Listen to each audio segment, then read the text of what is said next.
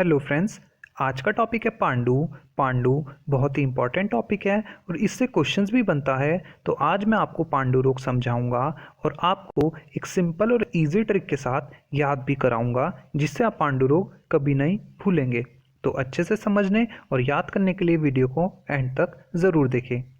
पांडु में आज हम सबसे पहले उसका परिचय देखेंगे, फिर उसकी परिभाषा देखेंगे, फिर उसका भेद देखेंगे, फिर निदान पंचक, और निदान पंचक में हम सबसे पहले निदान देखेंगे और पूर्व रूप देखेंगे और उसके बाद हम उसकी संप्राप्ति देखेंगे और लास्ट में हम पांडु की चिकित्सा एक सिंपल और इजी ट्रिक के साथ देखेंगे। पांडु रोग में हमें सिर्फ एक कोडिंग याद करनी है और इसी कोडिंग के ज़रिए आज मैं आपको पूरा पांडु रोग याद कराने वाला हूँ।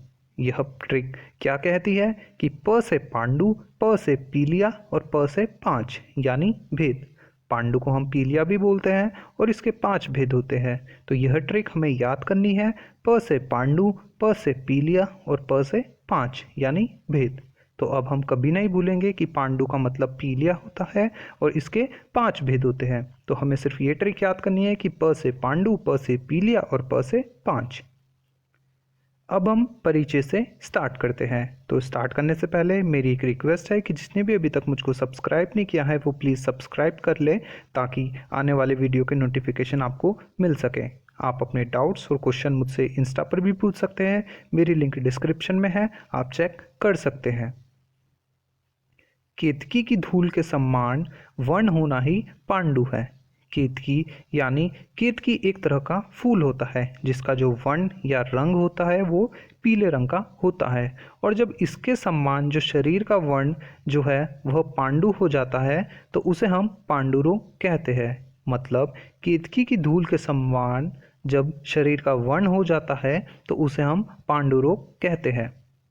पांडुरोग रक्त अल्पता जन्य विकार है। मतलब पांडुरोग में रक्त की अल्पता होती है।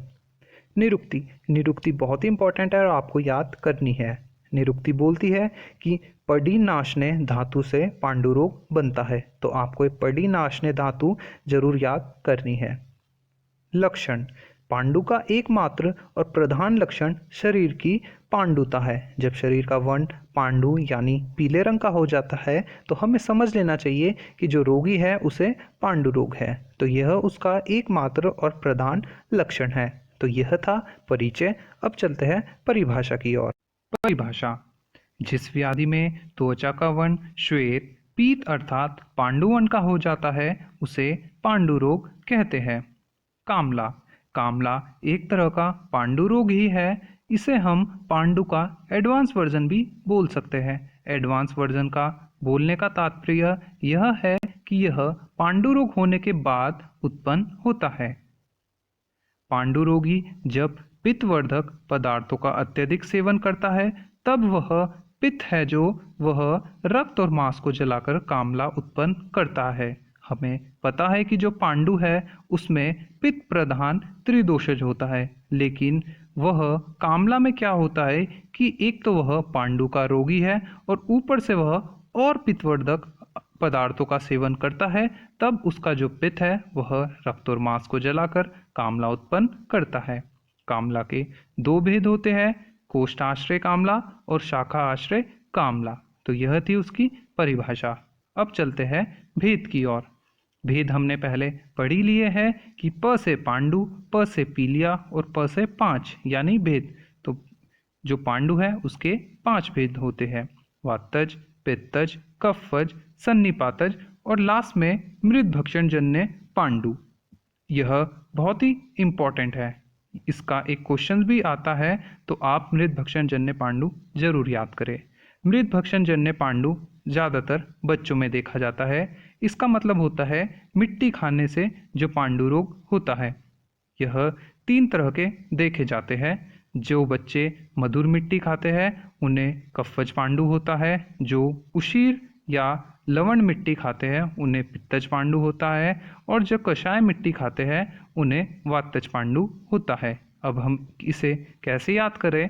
हमें पता है कि जो हमारे 6 रस हैं उनमें से जो ऊपर के 3 यानी मधुर, अम्ल, लवण वह वात शामक होते हैं, नीचे के 3 कफ शामक होते हैं और ऊपर का मधुर और नीचे के 2 तिक्त और कषाय यह पित्त शामक होते हैं। तो मधुर वात को और पित्त को कम करता है, तो किसको बढ़ाएगा? कफ को, इसलिए कफज पांडु उत्पन्न होता है। जो कषाय है वह कषाय जो है वह कफ को और पित्त को कम करता है, तो किसको बढ़ाएगा? वात को, इसी कारण वातज पांडु। और उशीर यानी लवण, लवण जो वात को कम करता है लेकिन यह पित्त को बढ़ाता है, जिसके कारण जो उशीर मिट्टी खाते हैं जो बच्चे उन्हें पित्तज पांडु होता है। तो यह थे उसके भेद। अब चलते हैं निदान, पूर्व और संप्राप्ति की ओर। निदान आप अपनी मर्जी से भी लिख सकते हैं, लेकिन जो प्रमुख और इम्पोर्टेंट निदान है वो मैं आपको बता देता हूँ। जैसे कि हमें पता है कि जो पांडु है उसमें पित्त प्रधान त्रिदोषज होता है, तो इसके निदान क्या बोलते हैं? जो व्यक्ति पित्तवर्धक आहार विहार का सेवन करते हैं, क्षार, अम्ल, लवण तथा अत्यधिक उष्ण पदार्थ का सेवन करते हैं, मलमूत्र वेगों को रोकने से और अति व्यायाम, भय, शोक, चिंता करने से भी पांडु रोग उत्पन्न होता है। तो यह थे उसके निदान। आप अपनी मर्जी से भी इसके और कुछ निदान लिख सकते हैं। पूर्व, पूर्व बहुत ही इंपॉर्टेंट है और इसमें मैं एक आपको श्लोक बताने वाला हूँ। वह श्लोक बोलता है कि हृदय स्पंदन रूक्षणम स्वेद अभाव श्रम यथा। इसे आप इस कोडिंग से याद कर सकते हैं। HRS, आर्स मतलब घंटे, जो हम बोलते हैं ना HRS, हम शॉर्ट में ऐसे लिखते हैं, तो हम इसे ऐसे लिखेंगे कि HRS। ठीक है। H से हृदय स्पंदन, R से रूक्षणम, स्वेद अभाव और श्रम यथा। इस श्लोक का तात्पर्य है हृदय स्पंदन अर्थात हृदय की गति बढ़ जाती है। दूसरा रूक्षणम अर्थात शरीर में रूक्षता आ जाती है। स्वेद अभाव, स्वेद मतलब पसीने का अभाव हो जाता है। श्रम यथा यानी शरीर में थकावट होती है। तो यह थे उसके पूर्व रूप और ये बहुत ही छोटा सा और इम्पोर्टेंट श्लोक है, इसे आप याद कर लीजिएगा। तो यह थे उसके पूर्व रूप। अब चलते हैं संप्राप्ति की ओर। संप्राप्ति लिखना मैंने आपको बताया ही है। संप्राप्ति लिखने के लिए हमें 3 चीज़ें की आवश्यकता होती है: दोष, दूष्य, अधिष्ठान। हमें पता है कि जो पांडु है उसमें पित्त प्रधान त्रिदोषज होता है। दूष्य इसके 3 होते हैं: रक्त, त्वचा और मांस। और इसका अधिष्ठान सर्वगत शरीर की जो त्वचा है।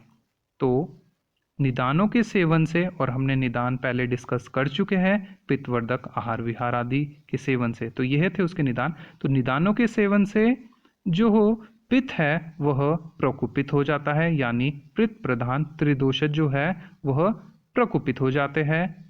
और वह प्रकुपित दोष त्वक और मांस के अंदर स्थान संचय करते हैं। और स्थान संचय करने के बाद वह जो पित्त है वह वात, कफ, रक्त और मांस को दूषित करता है और दूषित करने के कारण त्वचा का वर्ण पांडु कर देता है, जिससे पांडु रोग उत्पन्न होता है। दोबारा सुनिएगा।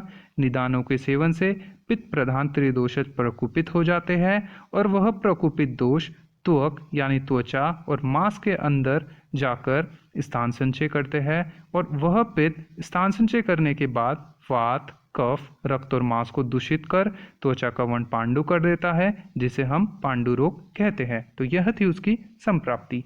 अब बहुत ही इंपॉर्टेंट है चिकित्सा। चिकित्सा हम सबसे पहले कैसे करते हैं? चिकित्सा करने के लिए सबसे पहले हम उसका स्नेहन कराते हैं, स्नेहन का प्रयोग करते हैं। स्नेहन के प्रयोग के बाद हम तीक्ष्ण व मन विरेचन औषधि का प्रयोग करते हैं और उसके बाद रोगी को हम पथ्य देते हैं। तो एक इम्पॉर्टेंट ट्रिक है, इसी से मैं आपको इसकी चिकित्सा बताऊंगा कि पीलिया में PhD करो। जो पीलिया यानी पांडु, तो पीलिया में PhD करो।